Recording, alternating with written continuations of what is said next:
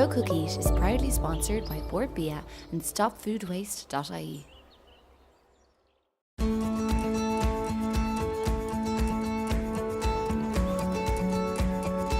Welcome to Grow Cook Eat. Each week we're growing one-star vegetable and we'll show you how easy it is to get from pot to plate. No matter how much time, space or experience you have, it's amazing what you can grow with just a little effort. You learn all the tips and tricks to growing glorious greens in the garden. So what are we waiting for? Let's get growing. This week we're all about garlic, a ridiculously easy vegetable to grow.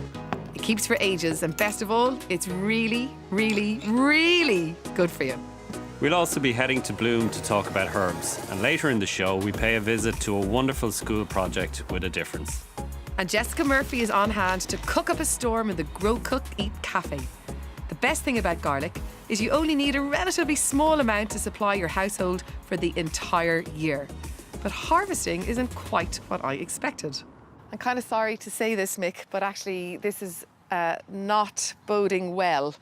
Everything looks kind of dead and a bit uninspiring. Yeah, but this is what garlic looks like when it's ready to be eaten. So you pull this out of the ground, and underneath that very unpromising plant, you've got a beautiful bulb of garlic. Oh, magic. What's happening is all the nutrients are going down into the bulb at this stage, so they're being sucked away from this. This is why this is all dying, and this is what you get here. Okay. But you can see, like, we have, in a relatively small space, we've got 12 bulbs of garlic. I eat about a bulb of garlic a week at home, probably. A lot of vampires out Dunmore this way, are there? And fantastic breath to go along with that. So, like, you know, this would last most people probably 3, 4, 5 months. No. So really easy to grow, really easy to become self-sufficient in. You reduce your food miles, you know, what's not to love? Yeah, so a good starter veg to get growing with. Absolutely. So this all started way back when, so check this out to see how we did it. We're planting spring garlic, which is perfect for sowing in the spring. However, for the best chance of success, plant your garlic before Christmas, as it likes a cold snap and has more time in the ground to grow. One of my most favourite things to grow, garlic. Yeah, absolutely, me too. I absolutely love it. It was the first thing I ever grew, and it's just such a simple thing. Like, if you were to sort of script it out, you wouldn't believe it's as easy as it is. Okay. So everybody recognises these from the garlic you buy at home.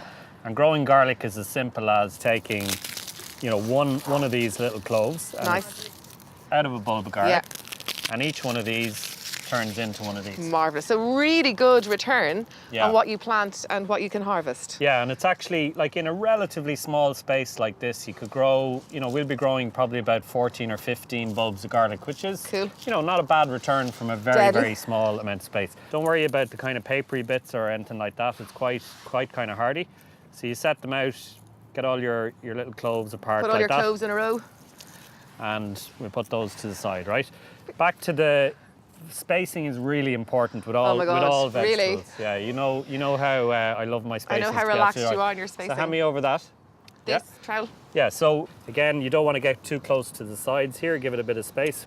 So there's our row, 30 centimeters apart. Second row. Don't need to go too deep. It's just for us to know where we're going to plant them. Within the row, it's 10 centimeters apart. Okay. Okay, which is about that. Okay, all right. That. Okay. Are you okay? I've you got with me? I've got it. All right, so we'll just place them on the soil to start with. Right, come on, you're slow now. Let's go. Here. I'd say that's about 12 or 13. You would say that. The act of sowing garlic is as simple as pushing it down into the soil so that the tip is about a couple of centimeters below the surface of the soil. Yeah. Oh, nice. Easy. Easy. Very satisfying stuff as well. Oh. So do I leave this peeking through? No. Oh, gee. You weren't listening. I said a couple of centimeters below the surface of the soil. Sorry. Yeah. Okay. Into the soil, each one of them down like that. And that little tip is gonna sprout and turn into it'll be up about that high. Okay. And then underneath the ground, all the good stuff is happening, and it's turning into a bulb of garlic. Okay, good. So that's them all Nice planted. Job done. One more thing. Very important, always put a label down because you will not remember where you've put what a little bit later. So like my car keys. What you sowed and the date you sowed it on, so if you need to reference back to it, you can. Okay. So, now job done. Now job done.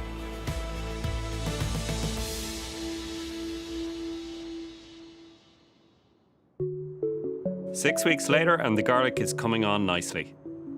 It doesn't need much attention, just try to keep the bed free from weeds, and you only need to water if the soil gets really dry. St Bridget's National School in Stillorgan has something really special, and I've been dying to visit it for ages. Their community garden is so inspiring, and so is Caroline Jolly, the lady who started it. I was working as a resource teacher in the local school here, St Bridget's, and part of what I had to do was to take children with special needs out on breaks. It was literally just grass, there was nothing here. So I thought there must be a way of getting a grant for a school garden. I invested my own money first, just to put in the hedgerow and the pond, so at least I had some water. Then through a local councillor, I managed to get a grant from Dún Laoghaire Rathdown County Council for €4,000, and that really started me off. It should look like this. This is called a rag-on. And we dyed this one, do you remember, with onion skins? So you're in charge of the cat food, you're in charge of the magpie. We might do a little bit of watering today. It's not just a school garden, it's a community garden. So we have people of all ages, all nationalities that come to this garden. They're growing all sorts of things that we haven't seen before. So there's communication going on all the time. What are you growing? And can I try that? Can you try? What's the recipe for this? What's the recipe for that? And their children are coming in. So we have 2-year-old, 3-year-old children coming in that know how to use a watering can, that know how to use a trowel, that know what a worm is. They learn, they're little sponges. They learn so quickly when they're young. I make absolutely no bones about the fact that you are one of my food heroes.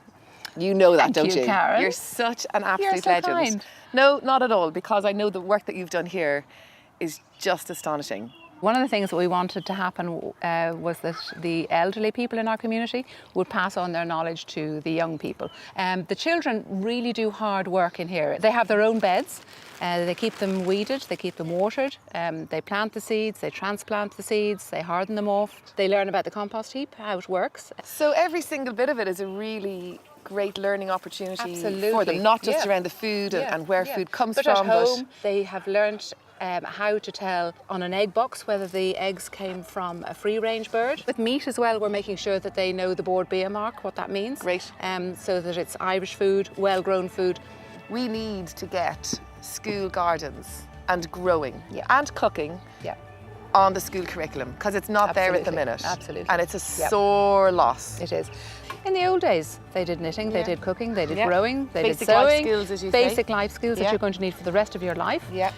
So why not bring it into all, and primary schools are like sponges. Yeah, You yeah, know, they when they're want little, the information. they just take it all for natural and it just goes in.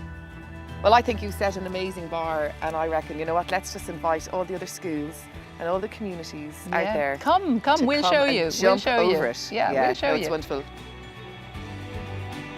Being outside is good for everyone, not just children, for adults, for everybody. And we're hoping to have generations of people that are in touch with nature and in touch with the earth and how to look after it and how to recognise good food.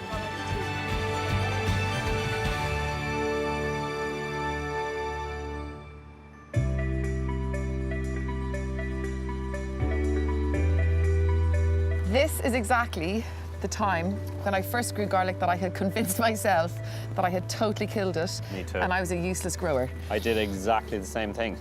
And actually, garlic's way of, like how you know garlic is ready is that the plant goes kind of yellow, then brown, then kind of almost falls over.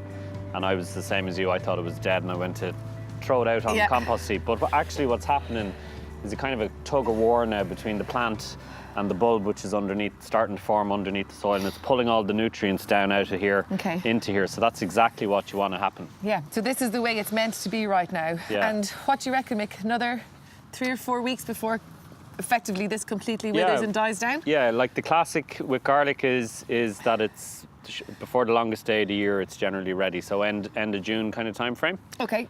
So this is not quite, that's fair so enough. you know it's ready when it's kind of gone completely brown. Yeah. And that's the point at which you can kind of harvest it. So this doesn't need anything doing, just left alone for another couple of weeks. So again, like a really easy veg to grow, low maintenance, doesn't need feeding, nothing, just let it off to do its thing. Exactly, really, really straightforward.